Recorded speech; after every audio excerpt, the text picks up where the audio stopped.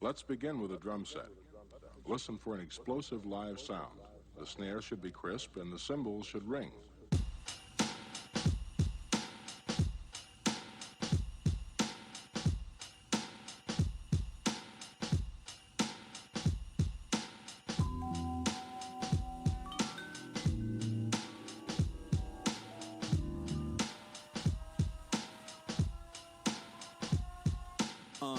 I admire you when my living has a limit of desire to keep it going. I'm just knowing that my time with you makes a difference. How I'm feeling when I vibe with you. They can't divide us two. We got a bond like 007, right?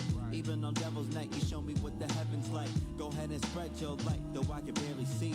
I know you're there with me, my personal therapy. Some days I wish I was more like you. Your certainty, your attitude. Keep doing what you're doing, I ain't mad at you.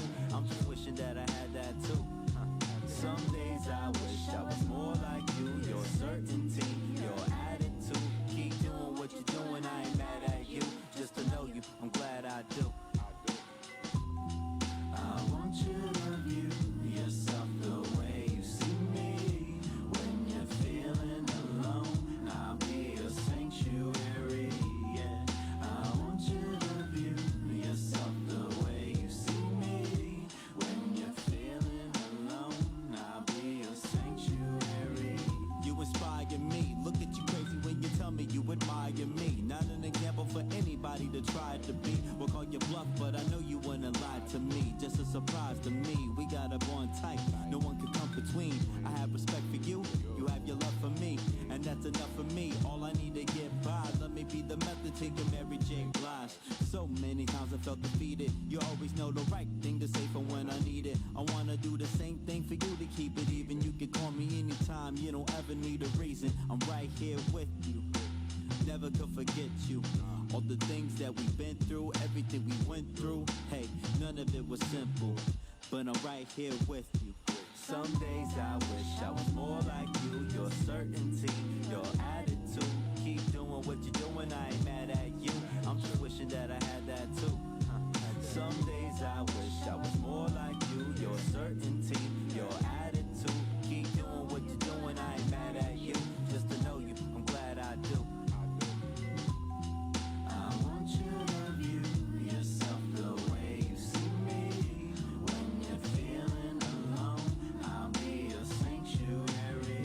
Yeah, I want you to view yourself the way you see me. When you're feeling alone, I'll be a sanctuary.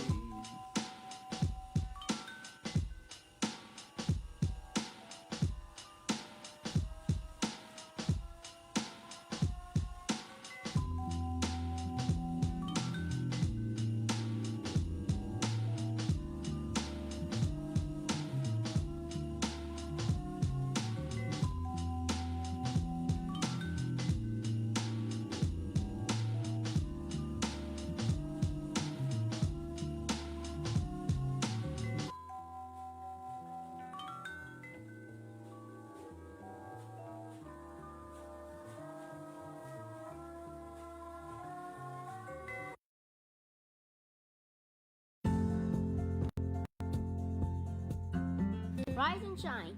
Pour yourself a cup of coffee and tune in to Good Morning Aurora. News, weather, and really cool interviews. Monday through Friday from 8 to 9 a.m.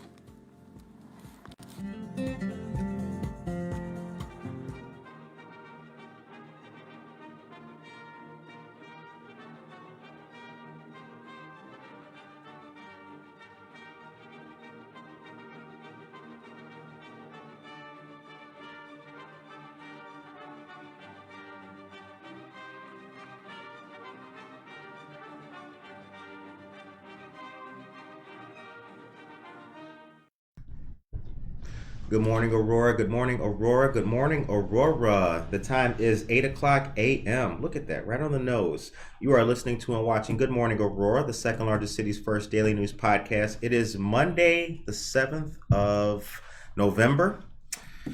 Today's an important day. Tomorrow's an important day. these are two important days that we have. We have a great guest with us today. I have a lot of news to talk about, but I think we'll start off with the most important message, which is to vote. Get out there and vote. That's right. I was just teasing you that the best thing that anyone watching this podcast can do is to turn off the podcast, go get in the car, walk there, and listen to the podcast as you're traveling to vote. Yes. Because early voting is an option all day today. And this podcast is a perfect thing to listen to as you are on your way to vote. Absolutely. And not only that, it's right downtown Aurora for you Aurora residents. 5 East Downer Place, Suite A is the Kane County Voting Building and Center, right next door to the GAR building. A great place. And it's a beautiful downtown sunny Aurora. day, as you can see. Absolutely. Couldn't be a better day to walk down and do your civic duty to your country. We were also talking before the podcast came. I would be remiss not to introduce our guest, Congressman Bill Foster. Back again, sir. How are you? I'm doing okay. It's a funny thing. This election being so late in November, 8 days into November, is it means that there's been this whole week of sort of silence before the big event. The Cold War, not the Cold War. That wasn't the term you phony used. war. The phony war. Yes. At the beginning of World War II, everyone had declared war, but there were no battles yet. Right. And so all the soldiers were just sitting there looking at each other across the Rhine or whatever river they were lined up, and waiting for the shooting to start and saying, this is a phony war, but it wasn't phony. Absolutely. So before we get into things, can you please, for the listeners and those who may not be familiar with you, let us know your background, what you do. We know that you're a congressman, but Sure. detail. I'm Congressman Bill Foster. I'm a scientist and a businessman. Actually, as a scientist, I worked at Fermilab for 23 years. And if you've ever visited Fermilab, which you should do, they have open houses and all sorts of neat things. When you visit Fermilab, you see we have these giant particle accelerators where we're smashing protons and antiprotons together to make particles that have not been around since the Big Bang. And so the last of those giant accelerators was one that I invented and led the teams that built it. And so actually earlier this year, I got a Lifetime Achievement Award from the American Physical Society for all the work that I did in those years at Fermilab. But before that, I was actually a businessman. When I was 19 years old, my little brother and I started a company in our basement, and that company now manufactures about 70% of the theater lighting equipment in the United States. And so we're make 90% of the lights on Broadway, and Right. 50% of touring rock and roll stuff, Rolling Stones concerts, stuff like that is our equipment, and just 70% of churches, schools, community theaters use our equipment. Now, let me see if I still have my homework right, because I did it the first time we met. Higgs boson? Boson. Boson, right. Boson, yes. Boson. It's named for It was a guy off by called one Bose. letter. How about that? Well, it's a name for a guy called Bose, who was an Indian American and one of the most brilliant theoretical physicists ever. I think it's very important. A lot of people think that all of physics was done by these, old white guys. Not true. Right. There are a lot of things, and particularly some of the most really creative ideas have come out of people with diverse backgrounds in physics. All right. Good morning to you all. If you're just joining us, Matt Hansen, good to see you. Tracy Hodges, hello there. Aisha Saxon, good to see you as well. And Nicole Astra, the time is 8:04. What is the importance of voting? Let's start there. Well, I view not voting as sort of like littering. Because if one person votes, it doesn't really hurt the world that much. And if one person litters, it doesn't hurt the world. Right. But if everyone doesn't vote, then you get lower quality people elected than we deserve. Right. And our democracy kind of fills up with trash. Right. And so that's why I really think it's a civic duty like not littering. To take the time to learn about the people who are on the ballot, which ones have the policies that you think are going to make your life better and make our country a better place, and then get out and vote for them. All right. And let's talk about some of the work that's been done on the way up to this election. For those who are voting, what can they be confident on from yourself and the Democrats? Well, you can be confident that we will defend a woman's right to have an abortion, because that is one of the things that's changed as a result of people not showing up at elections. Right. But that we got a United States Senate and frankly a president who did not support a woman's right to choose. And then over the course of years, they stacked the Supreme Court with a bunch of members of the court who did not support it. And then finally, the court case came up, and they overthrew what's called Roe versus Wade, Right. a famous Supreme Court decision that maintained a woman did have a right to choose. That was part of our country's law for 50 years. And they, by spending decades stacking the Supreme Court with Trump supporters, to put it bluntly, we got to the point where you had a court making a decision that was against the will of about 70% of the people in the United States. So it's really, something that gives you pause. Right. When you think it doesn't matter whether you vote or not. Right. Because that was a result of the fact that people on one side of the issue showed up and voted consistently. Those people that didn't gradually are now seeing their rights taken away from them. Now, codifying those rights, that is an initiative, or is that is a plan, rather? Yes. Okay. Yeah, so what the Supreme Court did is that it had been viewed that the right to choose was basically a constitutional right guaranteed by our Constitution. The Supreme Court said, nope, it's not. We're going to leave it up to the legislatures. Right. Now that can be settled either by the individual state legislatures, which is where it is right now, or it can be settled by Congress, which we can make laws that override the rules in the individual states. Right. And in something like this, where I think, frankly, it should be a constitutional right, it makes sense to have a national standard so that no matter where you or your children grow up, they are guaranteed to grow up in a place where a woman has the right to choose. Why has it been such a, the term hot button, why has it been such a hot button issue? Is it because the precedent was broken, or is it because of the nature of the topic of I think it's really both. This is something, as a scientist, I have to recognize that this thing is not an issue that science really answers. Right. You have to look at this. There are two conflicting rights. The rights of the unborn child, and what I view more importantly, the right of a woman to control her own body. Right. And very often, two constitutional rights come in conflict. And that's what the Supreme Court is supposed to settle, the conditions under which one right takes precedence. That's what Roe versus Wade settled, Right. More than 50 years ago. And so and so then they changed their mind, frankly. And when I think, two generations of Americans grew up feeling comfortable that was an acceptable compromise. Right. And when that compromise was ripped away, really for what I view as purely political reasons. I think there are a lot of people who question the sincerity of Donald Trump in his opposition to abortion. It is simply something he did to buy the votes, Right. of part of his voting base that goes for him. And so it's that's something that it's a complicated issue. But when you see a political consideration stripping away people's rights, Right. it gets people up off the couch and angry, and hopefully it's going to get them in to vote. Right.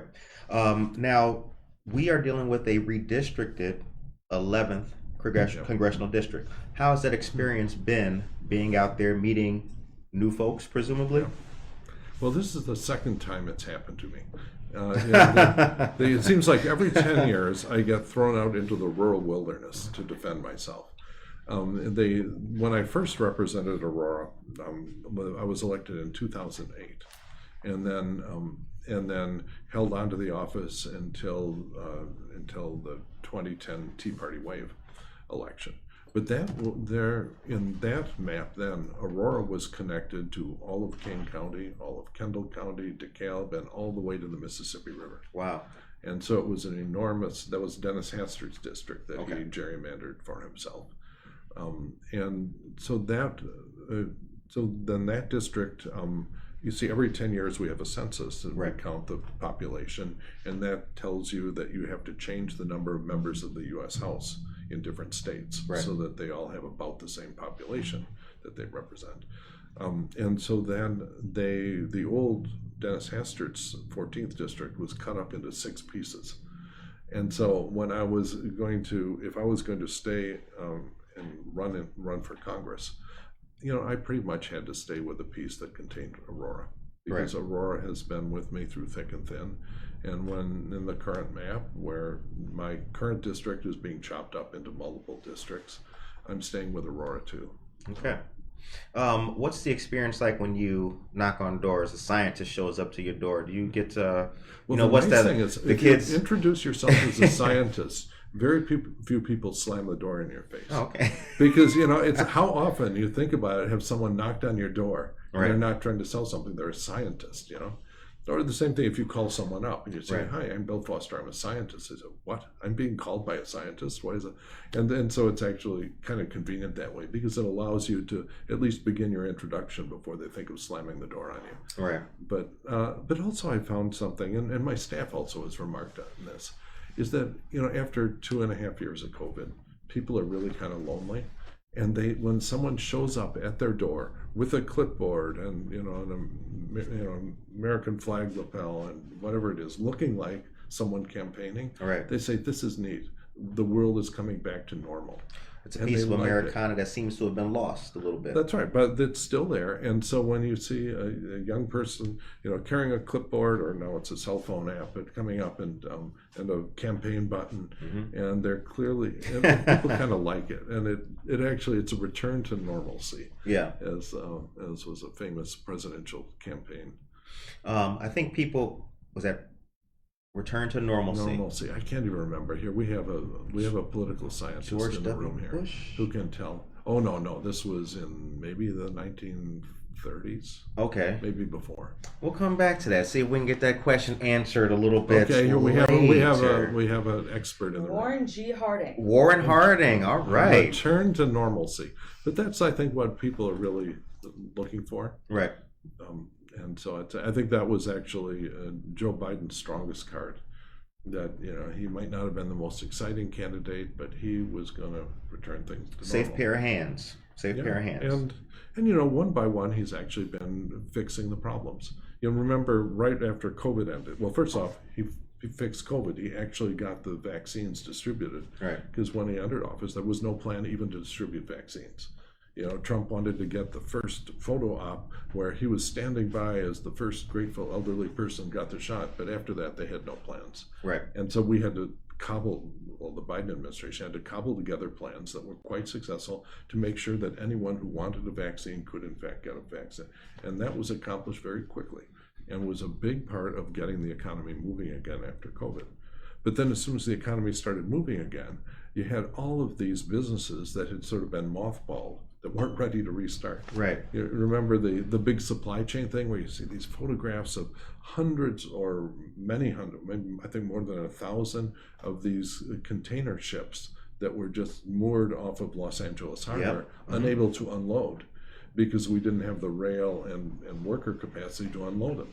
Striking scenes But in those America. but those have been fixed. Right. You see, it's a big story. Oh no, there's this disaster, and then Biden administration quietly fixes them, and it stops being a story, and people forget about it. Right. Yeah. And there's a long list of things like that. Well, like you remember the chips disaster? Yes. Where we could not manufacture cars because we didn't have the computer chips. Right. The Biden administration has quietly fixed that. Now people are actually worried that there are too many computer chips being made. Right. But And the strength of that was also due to the CHIPS Act. Correct. Is that correct? Correct. How That many was a big Republicans part. voted for the CHIPS Act? It was a small number. Right. And sometimes it's zero for these things. And there's two aspects of that. The first is that that we just differ on fundamental issues, like when there is an economic disaster, whether government has a role to step in. And that's a true ideological difference between Republicans that believe everyone's on your own and Democrats that believe, for example, when a small business is about to fail because of COVID, that we have a real duty to make sure that they have a chance to survive, Right. and that families get special assistance, or people who reach the end of their lives and their economic condition is not as they had dreamed. Right. That we have some duty to make sure they have a dignified, and it's one of the big differences that we've seen again and again between me and my opponent on this.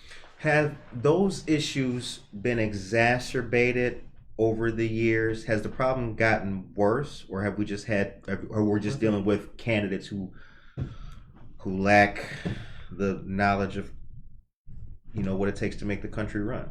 Well, I think one of the things that's happened is, particularly on the Republican side of the aisle, is the growing glorification of personal selfishness.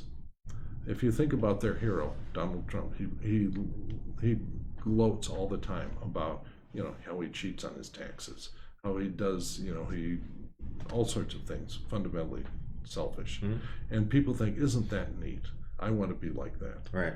We don't want to admire and copy selfish people, because I was one of the things I do in the build up to an election, I try to distract myself to just think about something else. And so a couple nights ago, I watched Saving Private Ryan. Oh, great movie. A movie about the greatest generation. Great movie. And it describes the selflessness of that generation.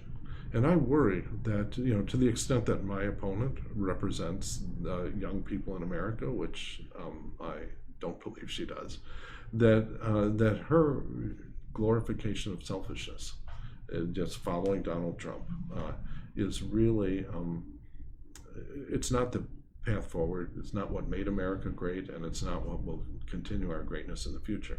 It's a whole lot of wanting to own the libs, they call it these days. It's a negative thing. Yeah. It is not, I want to do something good. I want to make someone mad. They rate their success in life by how mad you make people at you, instead of the good that you can do. So, right. I'm very proud of the efforts we've expended on behalf of the Marie Wilkinson Food Pantry, which is something I guess that you had talked about in a previous podcast. Yes. Yeah. Which she opposes. Yeah. I visit food pantries very often. During COVID, especially, where they were crucial. And when you go there, the people there are not, mooching on public assistance because right. they want to. And most of them are elderly. And these are people whose economic conditions are not what they dreamed of. And the idea that they're going to be left on their own is just not where we've really ever been on as a nation, and not where we should go as a result of this philosophy that seems to have crept into the Republican Party. And there's a whole lot of veterans as well, who depend on the food pantry. Yeah. Which was the card I had to play in such an episode. I mean, it's just it's cruel and demeaning to suggest that the greatest generation, who are now in those economic situations that they can't control, should have to pull themselves up by their bootstraps. I mean, all they've been doing is pulling up by their bootstraps. It's time for the boots to work for them at this time. They've contributed so much. I was just up at the Prisco Center while Representative Kifwood and the Fox Valley Park District Veterans Breakfast. have a Veterans Breakfast, and it's a wonderful event that I go to whenever I can. I was just up there a few days ago, and there's a Korean War veteran there, and I came up to him and told him, I want to tell you something. My wife is Korean, and the only reason she is free today is because of the sacrifices you and your generation made. So thank you. Yep. And he started crying. It was a great moment. I saw the pictures. It was a really good moment, and I applaud those efforts. Real. It is real. You It look is. at the difference between North Korea and South Korea, and that was because Americans acted selflessly. Right.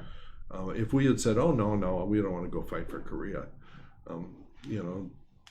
that's who cares about freedom? There's some other people. They're not us. Right. Instead of realizing that we should always be part of the fight for freedom. Absolutely. And it's not a simple set of choices. You don't go to war lightly.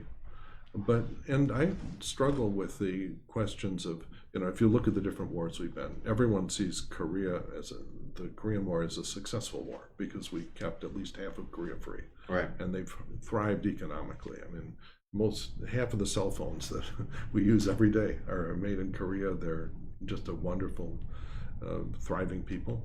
And then we went to the war in Vietnam when I was young, and that's widely viewed as a mistake. Yeah. And as far as I can tell, we went into the war in Vietnam and the war in Korea for exactly the same reasons. And how should we have known that in one case it was going to be a mistake, and in another case something we should be proud of forever? Right. And we're facing those same decisions today in the war in Ukraine, and we faced them for 20 years in Afghanistan. And so this is a big difference, actually, because my opponent has repeatedly said that, well, we should just stop helping the Ukrainians. And we're not talking about sending U.S. soldiers to fight and die. We're talking about taxing a few very wealthy Americans to provide the money to defend freedom, to give the Ukrainians the tools they need to defend their own freedom. Right. And they're willing to do it. And that's another difference that I think is important. If you look at Afghanistan and why we failed in 20 years, in the end, the Afghans simply didn't want to fight for their freedom. It's not something they seem to care about. That's not true of the Ukrainians. And when they're willing to fight, the whole free world owes it to them. Yeah, the administration did get a lot of flack. They lost it, but you can't make people fight. That's right. You. If someone is unwilling to fight for their freedom, why should we be fighting and dying for that? I mean, if they're fleeing. Yeah, you look at the difference in the leadership between Zelensky and Ashraf Ghani. Yeah. Because as soon as things got rough in Afghanistan, boom, he was on the first plane out of the country. He landed in Uzbekistan. Yep. Yeah, but he was out before the Taliban's hit the city limits. Right. Okay. Whereas Zelensky was offered. They said, "Look, we understand the Russians are going to go after you," and he said, "Nope, I'm staying here and fighting." Right. The time is that makes a difference. It does. The time is 8:22. This is a great conversation. We are going to come back to that. Gloria Gerardo, good morning to you, Aurora. Hope you had a nice weekend and have a blessed day today. Amen. Thank you. We did, but thank you for that message. Dana Michelle, good morning to you. Maria Chirito, good morning. Emily, Mar Pionella, Tracy Duran, Josue Pais, good morning to all of you great people. Monica, can you please take me to a commercial? Congressman, as I mentioned, we have some local news that will be to great benefit for all of you listeners out there. I know that you haven't heard this voice in a while. You were craving it. When is Monday coming, man? Like Christmas. When can I hear Curtis tell about what's going on in the city of Aurora? Well, I have it for you. What should we start with? Should we give them food, Congressman, or firefighters? Firefighters. All right. I'm still hungry. We're coming back to the food. Aurora City Council is voting on a new contract for our great firefighters, a 4-year contract with the union representing the city's firefighters. Aldermen are likely to approve the contract at tomorrow's City Council meeting with Fire Local 99. They represent more than 170 firefighters in the Aurora Fire Department. The contract includes a 3.5% wage increase for each of the next 4 years, an amount similar to what other unions at the city have been getting. While the previous contract expired in December of 2020, the union took a 1-year rollover agreement in 2021, which other unions also did due to the coronavirus pandemic. According to Alicia Lewis, the city's human relations director, negotiations between the city and Fire Local 99 began in September, and the union ratified the contract in October. In addition, the city was able to use American Rescue Plan funds to give one-time enhancements to the firefighters. That's awesome stuff. And who voted for that? American Rescue Plan funds. Well, a good question would be how many Republicans people in this room voted for it? That's right. Right. There you go. And actually, I'm glad you brought that up, because this is the point where our listeners really dig in. Listen to this, people. I want you to pay attention here. Because emergency action pay is an American Rescue Plan designated use, limited to public safety employees, it provided money that would not be paid for from general funds. The 4-year term of the contract also includes 2 increases for the employee contribution to the health insurance premium. One is 17.5% in 2024. The other is 18.5% in 2025. That is an increase from the current 16.5%. And according to Alex Alexandru, quote, "We certainly haven't forgotten what they went through with COVID, what all our employees went through. Public safety employees were all on the front line." The time is 8:25. Yeah, and that is actually one of the reasons why the emergency spending we made during COVID did so much good, because there's a narrative, frankly, the Republican Party pushes, that all public employees are somehow evil, that everything government does is bad, and Right. everything that government workers of any kind are sort of incompetent and greedy and evil, and this is very unhealthy. That's, if your house is burning down, you sort of want a competent fireman, and you Right. don't get competent firemen if you insult them and call them greedy, or any other public worker. I think what they've also done, sadly, is that they've also kind of taken the narrative that, Democrats and folks like yourselves don't care about the frontline workers. You shut down the state. You put these people out on the, you got them eating cat food kind of thing, which is unfortunate. Anyway, that's why I've always told our listeners for 2 years now, the printed word is quite powerful. And this is a fantastic article. Now let's get into the food part. I know you guys want to hear this. A new Italian restaurant is set to open in downtown Aurora. Amore Mio, an Italian-American restaurant created by chef Roberto Avila, is going to open in the former Gillison's Grubbery Building, 33 West New York Street. You heard it here first. Oh! According to Mr. Avila, the restaurant pays homage to the essence of the great Italian-American restaurants of the mid-20th century in New York City. He said those restaurants had delicious, exceptionally well-prepared food that was served in settings that were simultaneously elegant, comfortable, and unpretentious. Monica, the word of the day is unpretentious. If you'd be so kind as to put that in the chat for our great listeners. Mr. Avila is the chef and creator of Altiro, the Latin fusion restaurant that has several locations, including downtown Aurora, Galena and Stope Avenue, and Geneva. So, Gillison's has been closed for a month, but this is coming back. The date is TBD for opening, but he said that the restaurant will be tucked into a basement level and would offer nightly live music and a piano bar area on Wednesdays through Sundays. It would feature local musicians from surrounding communities. If you are trying to vision that, we know what Gillison's looks like, but the next time you go behind it, it's called Penny Street or Penny, something like that. Go back there. There's a parking lot back there, and take a look at the underneath. That will be it, because Gillison's did have a basement. Yeah. So. And I think that whole area is really going to blossom in the next several years. Ironically, as a result of the casino moving north and moving up by the premium outlet mall. Right. Because the casino has always been a funny thing. Yes, it was a source of revenue, but people drive into the casino, they gamble, and they leave, and they never really fanned out into local stores and restaurants the way the crowds that go to the Paramount do. Right. And so it's a real difference, and I think we're going to see a much better set of uses proposed for the site of the casino, and that area near where this restaurant's located is going to look very different and much more exciting 5 years from now. Because it's called Restaurant Row. It's been known as that, like on the downtown Aurora, Marissa Amoni, on the downtown Aurora, fold-outs and pamphlets, it's been known as Restaurant Row. So I look forward to that next 5 or 10 years, having it really, really shine. And the river north of that has just been cleaned up so much in the last decade. Right. With the new bridge and just everything, that is going to be a real gem, and we should look forward to watching it being polished. Absolutely. The time is 8:29 a.m. Thank you very much, Monica, for putting the word of the day in there. So, Tracy Duran's here. Good morning, Tracy Duran. What's the message for the independent voter? For that person who's out there and looking and really having a hard time really going to bed and waking up and thinking, should I or shouldn't I? What's the message for the independent voter? Well, I think you have to step back and look at the actual proposals from both sides and what they've accomplished. Because I think there's a long list of problems that have quietly been fixed since COVID. Right. And people always, I guess it's human nature, it's certainly the nature of newscasters to focus on whatever the problem is.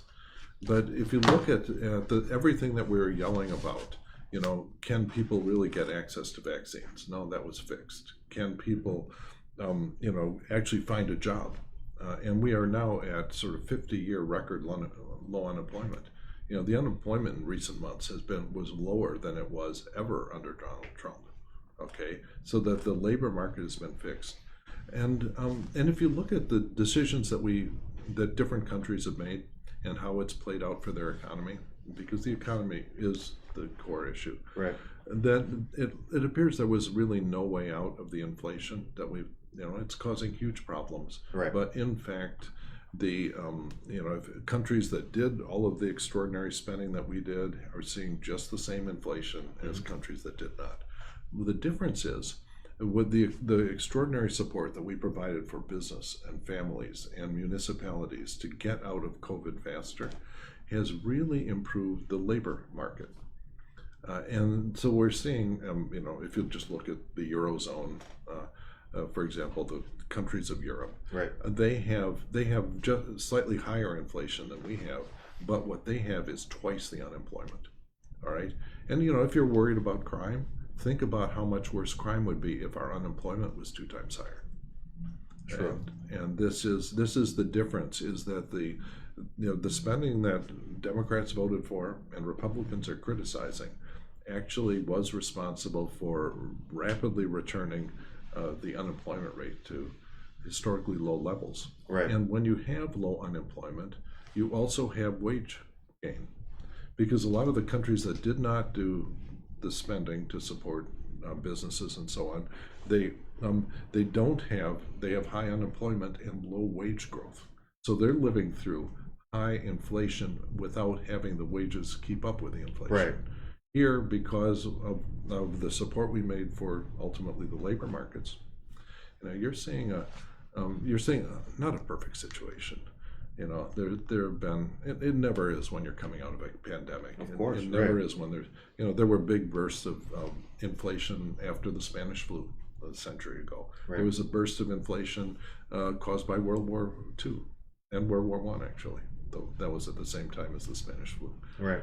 And so these are not new effects, and no one so far has figured out how to prevent it. What we can do is provide the assistance to get the labor market moving again, so that people can get jobs, because that's a complaint that you're not hearing. Right.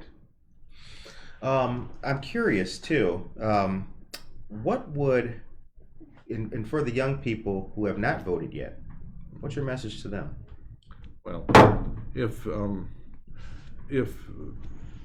you or your girlfriend gets pregnant, do you really want to have a bunch of old white guys voting on what you have to do with that pregnancy?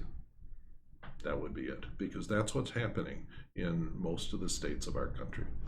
And if you are dependent on birth control to avoid that situation, there are many members of Congress, Republican members of Congress, who are chomping at the bit, and Supreme Court, Trump appointees to the Supreme Court, who are looking very carefully at taking away the right to contraception because of their religious beliefs. And I think that is not a place where religion should intrude into politics. So and this is not a bunch of, for years and years, the whole abortion thing was something that you listened to lectures about your old great aunt, how terrible it was, right, before Roe versus Wade. But now it's real. There are women all over this country, not in Illinois, not yet, who are wondering what they're going to do with their lives when they see a fundamental right taken away from them. And that's, it's frankly, it's more important to young people than people that are not likely to get pregnant or cause a woman to get pregnant. Right. But it's I think that is a fundamental thing. And also trying to understand whether they want to live in a world that's economically fair, because I've been really encouraged that young people like the idea of trade unions. That we're seeing Starbucks workers, for example, unionize. Right. I was just up. They had one up in, I think, Cary that was recently organized. I was up in a parade up in the northern new parts of my district, where I was in the parade next to some young kids who had just finished organizing their Starbucks so that the Starbucks corporation would not stomp on their rights, and Right.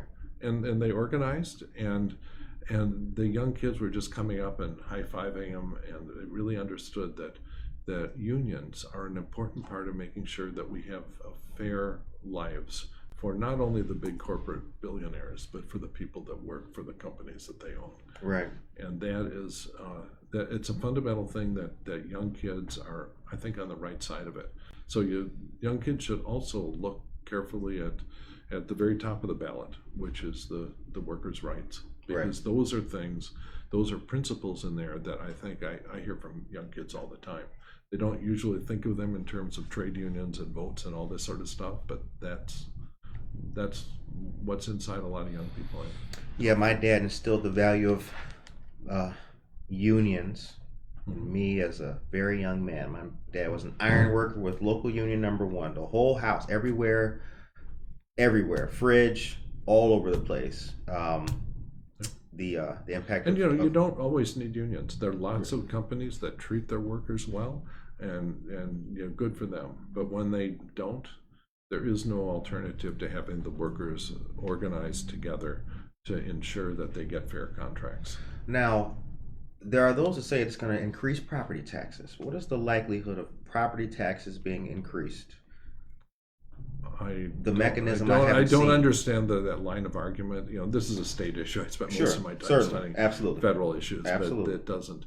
It's going to have a relatively small impact in Illinois, because these are things that are already in Illinois law. Right. And what the constitutional amendment will do is to prevent some future version of Bruce Rauner and from reversing those things and taking away workers' rights that are currently present in Illinois. Right. And so, I think we've learned the hard way that progress and increasing fundamental rights doesn't always bend the same way. That there's steps backwards that can be made, especially when people don't vote. All right. This is something that I've noticed in our conversations, and it's become even more poignant in this conversation since we've touched on the importance of Ukraine. We've been touching the importance of women and young people.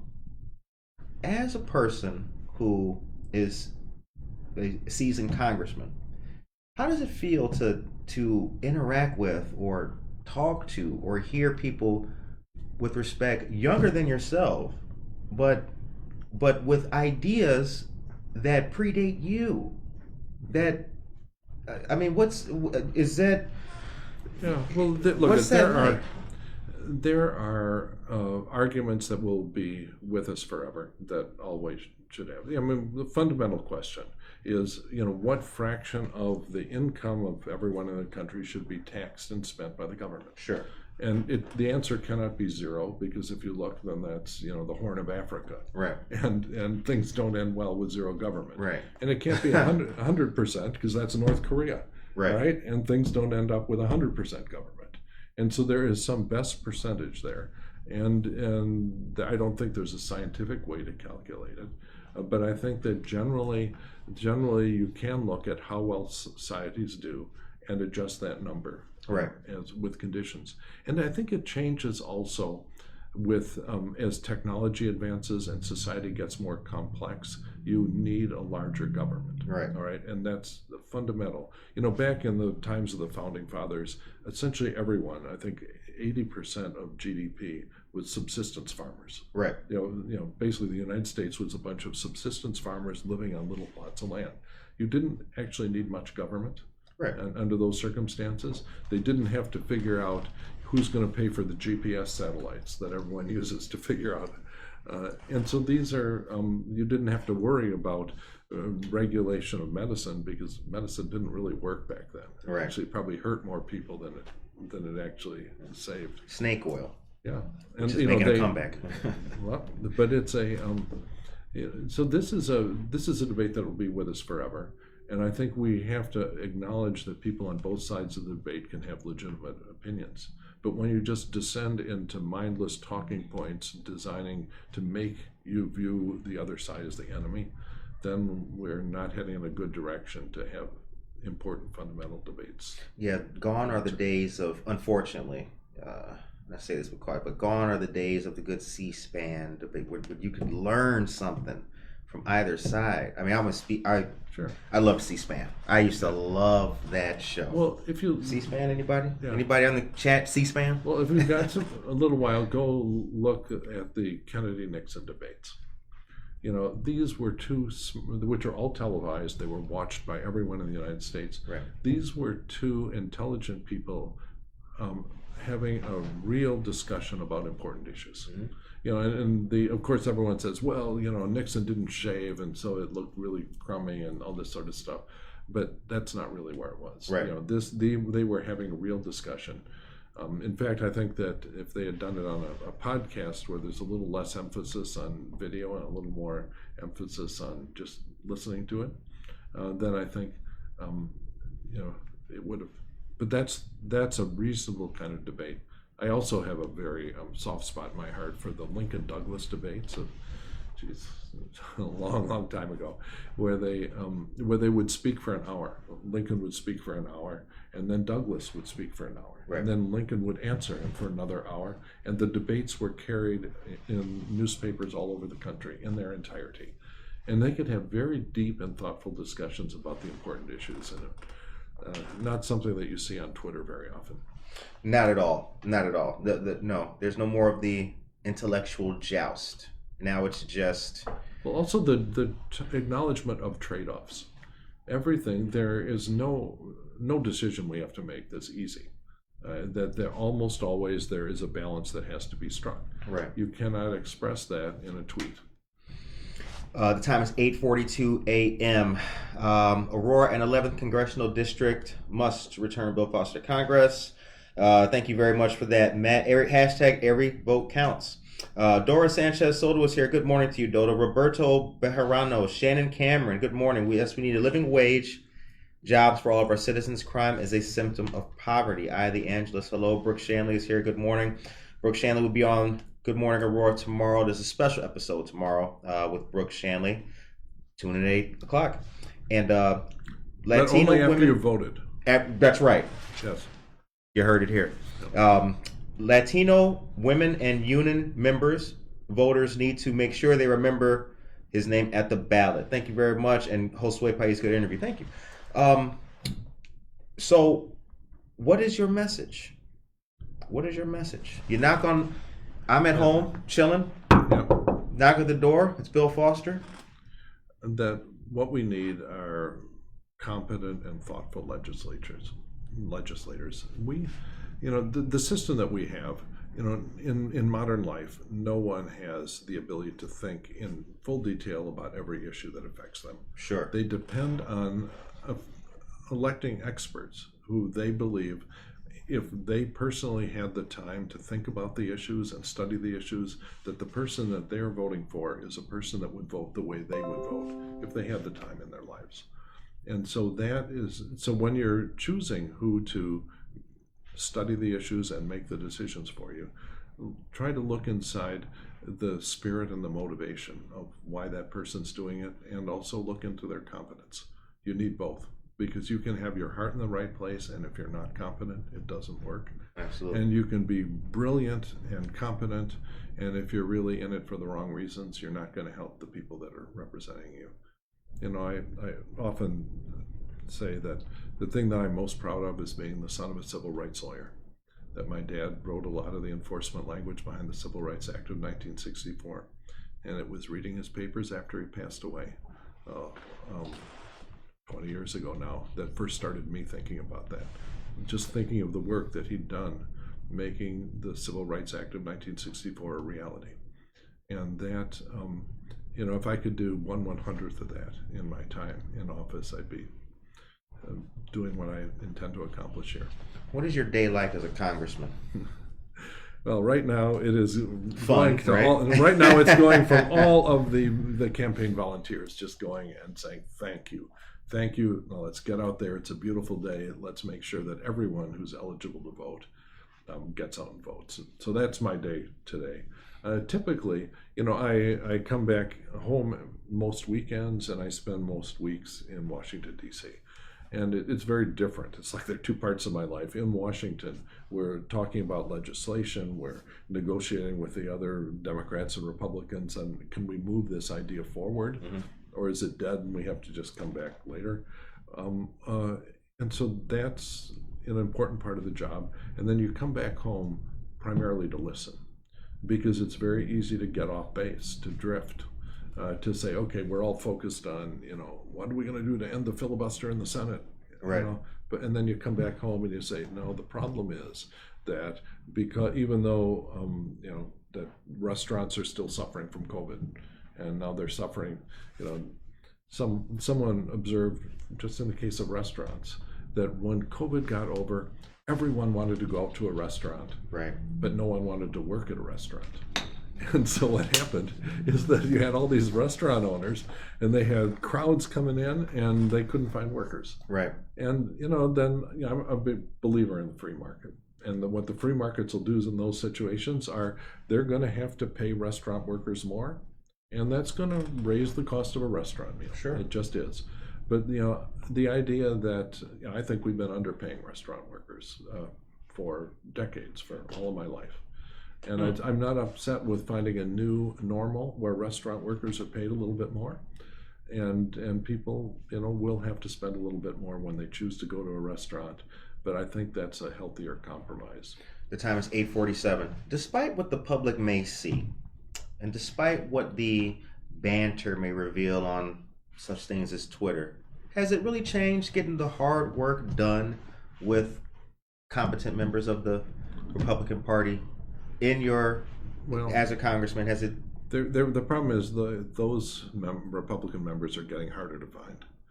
Some of the members that I worked with most very successfully are being driven out of the Republican Party.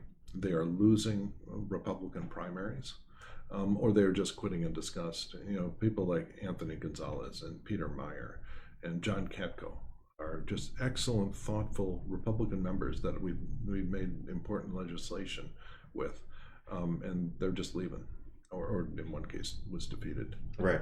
And so I think that the structural problem I think that we have to deal with, and something I intend to get involved in after the election, assuming I survive, is to try to get rid of this idea of having separate partisan primaries, one Republican primary and one Democratic primary.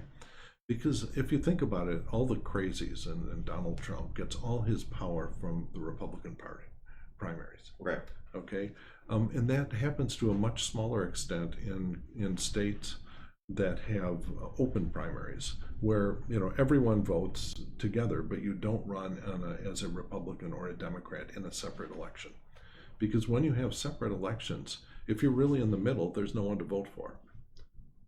True. And there's no way for any politician who's in the middle to get their 51% out of the middle. If you think of, for example, Bloomberg, right, who was, he had some flaws as a candidate, but he was a very credible presidential candidate with no path to victory, because he could not survive in a Republican primary and he could not survive in a Democratic primary. Right. And that's wrong. There should be a way for someone who's truly in the middle to survive in our system. So I'm very interested in what Evanston is voting on today, which is to go to get rid of separate. City of Evanston is voting to go to a ranked choice system, where people won't run in a Republican primary and a Democratic primary. And they will just be one primary, and then whoever gets the few candidates, the handful of candidates who get the most votes, then there's a final election and you vote according to the ranked choice system, Right. which is a detail. I think the most important thing is to get to an open primary when everyone gets to run. That's the system that Alaska recently adopted, correct? The ranked choice, Right. Which That's right. and it succeeded at its job of keeping Sarah Palin out of Congress and Right. having a more rational person represent. It's something that all of the crazies get their power through these lightly attended primaries. And the primary elections have low attendance in large part because anyone who's in the middle has no one to vote for in either the Democratic or the Republican primary. Right. And the mayor's elections, if you look at the mayor's, most of the city council's elections around here are nonpartisan elections. Right. And I think the politics works much better locally. Because even though everyone knows who the Democrat and the Republican are, Right. sometimes you get these mayors from time to time where it's not clear Right. exactly which party they are. You can't tell. Yeah. You He's can't saying tell. bootstraps, but he is Well, helping the food yeah, pantry. yeah, I don't know. Yeah. But in general, most people know generally who the Democrats and Republicans are, but it doesn't matter. You vote for the person. And I think you get much better results in your elections. And so one thing, if I could have one fix in politics around the world and for Illinois, it would be to get rid of the separate partisan primaries. The separate partisan primaries were an invention of the political machines to perpetuate their power. Wow. And not a lot of people like political machines these days, Democrats or Republicans. Right. And I think this is maybe a time when this can happen. The time is 8:51 a.m. You are listening to and watching Good Morning Aurora, the second largest city's first daily news podcast. You still have till midnight to early vote. Well, not till midnight, but early vote. Get the vote out today. Tomorrow's election day. How you feeling going into tomorrow? Pumped? Well, confident? Oh, exhausted. For the month before an election, and sometimes longer, you're just working all the time and traveling. And it's, in my new district, it has most of Aurora, which it always has, and I'm always very proud of it, is now connected to new territory going up almost to the Wisconsin border. Wow. So I spend a whole lot of time going up Randall Road and Route 47 to talk to the new people that I'm running to represent. And that's a lot of new people, and it's but I'm grateful that they actually see the merit of scientists, at least Right. one scientist in Congress representing them, and someone with real business background and so those two simple messages, as well as the ability to actually talk in detail about issues instead of just partisan bullets and talking Right. points, that I find that really. I had my courtesy meeting with the Crystal Lake Chamber of Commerce. Okay. And normally chambers of commerce are not always friendly audiences for Democrats, and not everyone was there. Okay. But in the end of that, I'm very proud that the mayor of Crystal Lake stood up and told me he'd endorse me. That's awesome. Congratulations. And that means a lot, because these are new people I've introduced myself to, but when they learn, my story as a businessman and a scientist, they say, okay, this is someone that I am comfortable with making the tough, complicated decisions that our complicated society has to make. The war in Ukraine.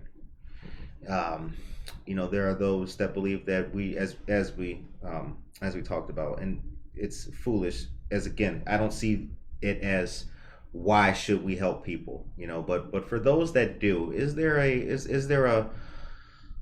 a magic bullet or a bullet point that we can give them to make them see the light as to the benefit? Those who believe we shouldn't fund foreign wars, we should save our money, America first. I mean, what do we get out of it? Well, it's America first. It's another version of personal selfishness. Sure. That and in fact, both. I came of age in the Vietnam War era, and there was a lot of personal selfishness in people refusing to be drafted and wanting someone else to be drafted instead. I was not a big fan of what was called the student deferment. It used to be that if you were in college, you didn't get drafted as long as you stayed in college. Right? Oh, okay. And my dad was a university professor, and he would have students come up and cry, please don't fail me. I know I failed the course, but if you give me a failed grade, I will be kicked out of the university and I will get drafted and I might die. Okay, and it ended up being very unfair economically and racially, because a lot smaller fraction of minority populations went to college then, Right. and now. And so as a result, a larger fraction of the minority populations were subject to the draft. Right. And so these are, the decision of going to war is the most important one we can make. And I don't think we worry about things like nuclear weapons enough. That they are, when I was a kid, we would have these air raid drills. During the Cuban Missile Crisis, you'd say, "Okay, go and hide in the boys' locker room," as if that was really going to help you if you got a nuclear blast overhead. But that's what we did to make parents of students feel better. And it was but the nuclear weapons are still there, and they're still as dangerous as they ever were. And one of the things that scares me the most about the war in Ukraine right now is Vladimir Putin has these areas they've taken over. He's now declared are as part of Russia. The annexed regions, yeah. Yeah, he said these are now Russia, and he had this scam referendum too. And if he moves nuclear weapons into this new part of Russia, then we're going to have a really tough decision trying to understand whether we should encourage the Ukrainians to go in and do battle in those areas that are being defended by nuclear weapons. And so this is, as the only physicist in Congress, I've been worried about nuclear weapons and trying to get people to worry about them more than they currently do. The time is 8:56. How can, besides voting, we ask this for everyone, how can we help you? How can the listeners help? Oh, just anytime you see our government screwing up, contact our office. That's really, we deal with thousands of requests every year. You just go to the website. The official website is foster.house.gov. Okay. And there's a contact form, and if you're in the district that I represent and you have a real problem, we have a staff whose job it is to solve those problems every day. Or if there are problems that can't be solved, to give you a straight answer of why they can't be solved. Right. Because that's something that is missing in politics too. People don't give straight answers. People just they don't give want to straight... admit that I don't really have a solution. Right. Like trying to get a straight answer from the Republican Party about what they would have done that would have prevented inflation. When you look at any other country that did not do the spending they're criticizing, and you see the same inflation, they have no explanation of why their policies of doing nothing are the right thing. And so, in this we need real conversations, and I know that I need the input from people. Last question: What does the 11th Congressional District look like in the next 5 years? What's your projection of life for the residents of the district? Well, I think we should, assuming that we continue the policies, we should see steady, continued economic growth. There's a risk of a short-term recession because to control inflation, the Federal Reserve is pulling back the reins in the form of higher interest rates. That'll slow down the housing market, but the housing market right now, when prices go up in houses, that locks out a lot of families. Mm-hmm. The people that already own a house love it when prices go up. Right. The people that are looking to enter the market, not so much. So I think that the policies I'd like to see would be ones that allow people to get into starter homes. That's the most important thing, to really get a stake in the U.S. society. I am not as interested in policies that subsidizing, great big giant McMansions for empty nesters. Right. Absolutely. And so I think that and you're seeing actually a lot of that. You're seeing a lot of the developments in downtown Aurora are single bedroom apartments. Yeah. And are very popular with young kids who want to live in a more urban environment but still be in the suburbs. Yeah. And so I think we're going to see a lot of that throughout the 11th district. It's a great big circle around the city of Chicago in the far suburbs. And you're seeing that is young families moving in, getting started, not in gigantic homes, but in nice modern starter homes. Right. and that is something that I see every day driving through this, the new developments coming in and new families finding places to live. That's my dream for the next 10 years. We'll tell you folks about the new apartment complex that's coming to the Fox Valley Mall, where Sears once was, tomorrow. That's another piece of news. And then the terminal building is back as well, after being vacant for almost 20 years. A historic building. We'll give you those stories tomorrow. The show ends on a positive note. What is your message today? I was at the ribbon cutting for the Hobbs building, and that's the one with the beautiful dome. That's right. And everyone who lives in Aurora has walked or driven by that and said, "What a beautiful old building! I hope it doesn't fall over." Yeah. And there's this wonderful developer, a guy called Harish, who's done so much for downtown Aurora. He bought the thing, is having it renovated, and it's going to be really nice. Architecturally beautiful, refurbished, and structurally sound. That's right. And so, it's another step forward for the city of Aurora, and that's got to be a positive note. Shouts out to JH Real Estate Partners and APS Training Academy as well. Harish is a friend of the show. He's a great man.